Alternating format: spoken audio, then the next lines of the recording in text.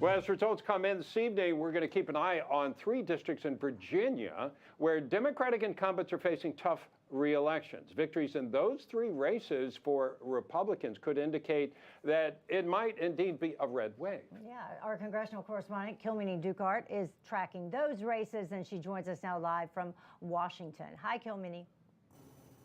Voters are heading to their local polling stations in Virginia as we speak. Polls closing there at 7 p.m. Eastern, but it's important to note that anyone standing in line at 6:55 p.m. Eastern will be able to cast their ballot. And while the GOP is poised to take the House, the following 3 races could be a major indicator of pickup for Republicans. In Virginia's 2nd District, Democratic Congresswoman Elaine Luria, she's defending her seat in the House against State Senator Jen Kiggans.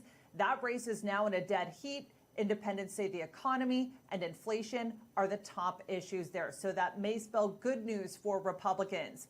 In Virginia's 7th Congressional District, Democratic Congresswoman Abigail Spanberger, she's seeking a 3rd term, facing off against Republican candidate Yesli Vega. This is very much seen as a bellwether given the district's proximity to Washington, D.C. And finally, moving north to the state's 10th Congressional District, Democratic Congresswoman Jennifer Wexton, she's facing off against Republican newcomer Hung Cao, where redistricting may favor her opponent. Cao beat 10 other candidates in his primary. He's been campaigning with Virginia's Governor Glenn Youngkin, who capitalized on parents frustrated with school boards in Loudoun County. Now, going into tonight, Republicans have the momentum, and when you look at these key House races that are in play, this would give a real governing majority, much more than House Speaker Nancy Pelosi has had over the last 2 years. All right, thank you very much, Kilmeny. We continue our midterm discussion now with New York congressional candidate Mike Lawler. Mike, thank you very much for joining us. I know you're very busy today. We also know that your district was one of those redrawn this year, leading you to face off against Congressman Sean Patrick Maloney. Do you think that redistricting will work in your favor? Will it work in Republicans' favor? Oh, absolutely. You know, and the Democrats and Sean Maloney have nobody to blame but themselves. Earlier this year, Sean Maloney sent a memo to state Democrats demanding that they gerrymander New York's congressional maps. And they did. And ultimately, the courts threw them out. A Democrat-appointed Court of Appeals threw it out, said it was gerrymandered, appointed a special master to draw fair maps. And we have the potential tonight to walk out of New York with 12 to 13 seats because of that. And I believe tonight, when voters have their say, we will be the face of the red wave, and New York will end Nancy Pelosi's reign as Speaker once and for all. It seems like the New York Post, now we know the New York Post is not always a liberal bastion, but they said of Sean Patrick Maloney addressing Democratic voters, Democrats should reject Maloney because he's a clueless, dirty dealing pig. So, I mean, those are pretty strong words. I only read them to you to just have you comment on it because there are people all over the country looking at that in New York. How do people understand what's going on in that district? Well, I think what we've seen with Sean Maloney is he only cares about himself. You know, he pushed Mondaire Jones, the first openly gay black man, out of Congress to run in this district. And over the last few weeks, he has siphoned off millions of dollars from other Democrats around the country, Democrats that he's tasked with ensuring their victory to save himself. But it's not going to work because voters across this district understand that Sean Patrick Maloney is part of the problem. He has voted 100% of the time with Nancy Pelosi and Joe Biden. He said that cashless bail was his top priority. And voters recognize that the policies that have been enacted under one-party rule in Washington and Albany and in New York City have created an absolute mess.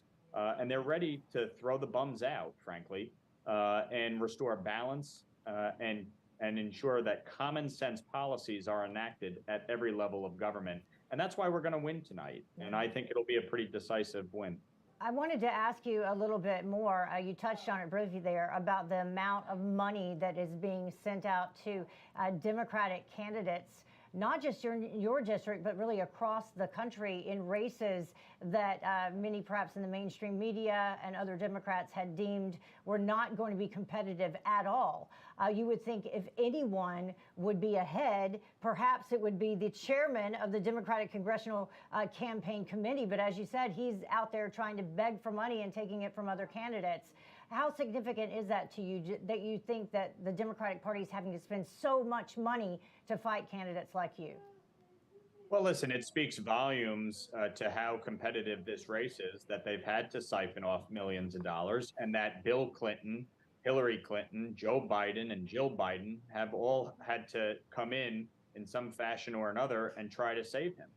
It's not going to work. And part of the reason is 75% of this district is new to him. He only represents a quarter of the population currently. I represent about 20% currently in the state assembly. So he doesn't have that built-in advantage of incumbency. 50% of households in this district have a cop, a firefighter, a veteran, or a first responder living in it. People are looking at what's going on and they're fed up and they want change. And Sean Patrick Maloney is very much the problem. And I think tonight voters across this district are going to serve him Chef Boyardee, but they're going to serve him cold. Yeah, by the way, that's a reference to, he was campaigning, Sean Patrick Maloney. He was talking about how tough things were. You know, that when he was growing up, when things were tough, they'd have to eat Chef Boyardee, which is an insult to all the people that are eating Chef Boyardee as we speak. You know, and are just fine with it. In fact, it was kind of special when I was growing up. So, but not that coming was the up with reference. a solution, so people have more money and they can get whatever they want instead of the solution saying, you know. It just shows how out of touch he is. I mean, Yeah, exactly. Just a few weeks ago was gallivanting around the globe to Paris and London and Geneva to raise money for Nancy Pelosi. He doesn't understand the struggle that people are facing right now. Okay. Mike Lawler, thank you, sir. I like Chef Thank you. Boyardee. I do too. I do too. I do too. No crooked establishment. None of that Twisting the truth. No talking down to Don't me. tell me how to think. Don't tell me how to think. Don't tell me how to think. I trust Newsmax. Newsmax. They don't tell me how to think. They let Me decide. Newsmax. real news For real people.